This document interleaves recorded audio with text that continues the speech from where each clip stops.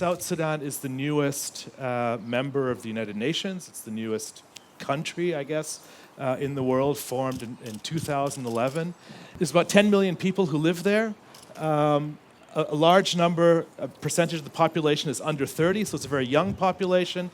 It has one of the lowest literacy rates in the entire world. Defy Hate Now is a project that's being done with a group of around 20 young South Sudanese. The workshops that are being done in this program are about learning, what this thing, the internet is, what is social media, and to learn media literacy skills to basically try to occupy the internet as a place of positive messaging rather than sort of having it open for these agents of conflict.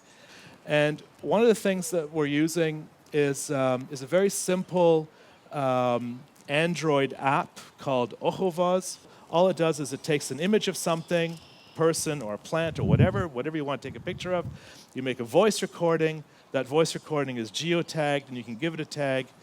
In South Sudan, in Defy Hate Now, it's being used to get people's ideas and impressions about how hate speech affects their lives and how they would take measures against it. These are two examples of the kinds of data that come out of this Kovats system. They're basically just these photographs, the little soundtrack on there. Of course, it can be anything. If there's issues of security, which is a huge problem as well, if people don't want to have their faces taken, of course, you can take pictures of their hands or something else, because people want to tell their story, but people are also afraid to speak. These ones, fortunately, not. But how to deal with that, also where people don't necessarily know what it means to put your image online, is still an issue that we are working with. The number one job skills now are actually a lot more to do with social and emotional skills, and specifically empathy. This is what an empathy toy looks like. So it's a blindfolded puzzle game where one or more players are blindfolded, where one is given a built pattern, and they then have to describe that pattern to one or more players so they can recreate it. And the challenge is that they're all blindfolded. Time magazine featured the empathy toy as one of 6 new technologies shaping future classrooms. So that's a really big accomplishment for our small team, but a much bigger accomplishment that a wooden toy for empathy is being viewed as a future technology. Just a few weeks ago, we were in Winnipeg, and to what Stephen was saying, it's really incredible when you put the power of empathy and play into students' hands. So there's a school in Winnipeg where they have about 50% of their students are quote-unquote at risk. It's quite a school that is challenging a lot. Winnipeg in particular has been in the news recently for being, in Maclean's magazine, was saying it's one of the most racist cities actually in Canada. And so Mayor Brian Bowman has spearheaded this initiative around anti-racism, anti-bullying. And there's one school that actually took the empathy toy, and they started it's called a 21 Leaders program, where they've actually started an entire empathy-based leadership program. And the idea of it is they've taken their students and they've trained them on how to use the empathy toy, but really how to start discussions around empathy and understanding what that has to do with leadership. And so the school's actually over the last 2 years seen about an 85% reduction in conflict-based office referrals. And we're now looking at getting them to do visits, which they already have started on their own, into other schools to see how they can start their own empathy-based leadership programs. Your toys are so innovative in teaching empathy and how much that could be valuable towards reducing bullying and helping people kind of come together and reducing things like social anxiety or other, maybe even stigmas around mental health. So I was just curious if there have been any thought processes around maybe adapting some of the toys to tackle some of those challenges. We always get the oh, I should use this for with my therapist, or I should try this with my husband.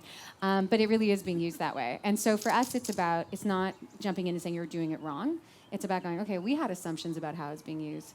How do we encourage facilitators like yourself and educators to design their own games? And so we do training now, and we give tips on what we know, but so often we're just hearing how other people are adapting it, and we're sharing those stories and we're connecting those communities. So I think essentially what ends up happening is that we're calling them play metaphors, but you can use games and toys, and definitely our toy is designed to create a play metaphor that reflects a real life scenario, so that you can then talk about that in kind of a safer, more playful way, and hopefully get to those deeper places in a way that you can unpack it and learn from it.